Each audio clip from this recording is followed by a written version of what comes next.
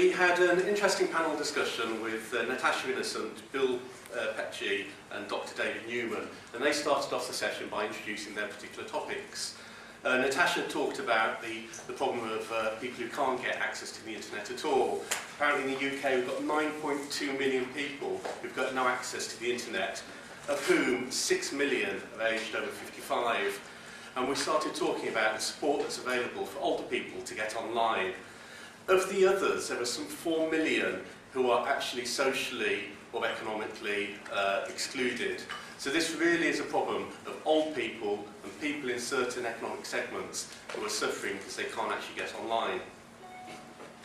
We then moved on to Bill Petchey, and he was very interested in disabled people, in particular people with deafness problems, actually getting access to the internet, and how do they use applications, how do they use the internet, especially in a world where we've got an awful lot which is text and video. So we spent quite a bit of time talking about BBC iPlayer. I hadn't realised this, but the BBC, when they put programmes out, have subtitles. When they put it on iPlayer, quite often they don't.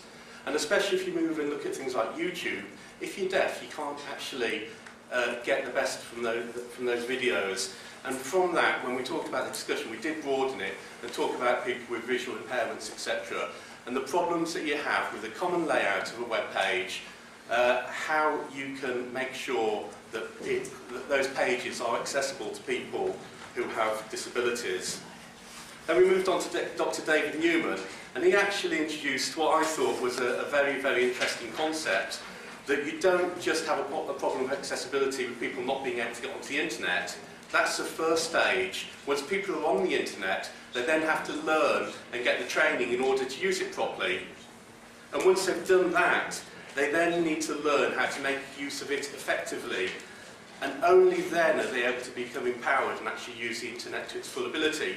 So accessibility is not just a question of getting people online, it's also a question of giving people the training so they can use it, giving people the experience so they can actually make use of their training and actually use the internet to the full potential. So the game is not over when we get people connected to the internet. There's an awful lot more that we have to do after that to make sure that people can get the maximum advantage out of it.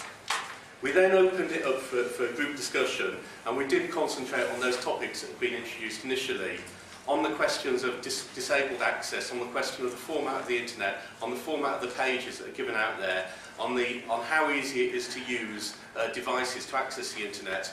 If you go out there and you give people who aren't technologically savvy a PC, how are they actually going to use that? And it's probably going to take an awful lot of support, an awful lot of support in the background to enable them to use that piece of equipment effectively. So we started talking about the need for devices which are easy to use, easy to understand, and applications that people can actually use, rather than just giving someone a PC and expecting them to be able to use it with no backup, no support in the background. Now the ministers come in. We did have a number of ISPs in our forum, and they were actually concerned about some of the government initiatives which they feel do crowd themselves out a bit. And they were talking about some of the initiatives that have happened in the past.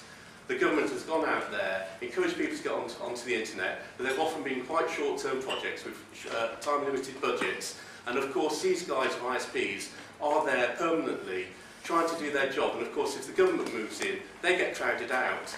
And of course, their business is trying to encourage people onto the internet because that's where they make their money.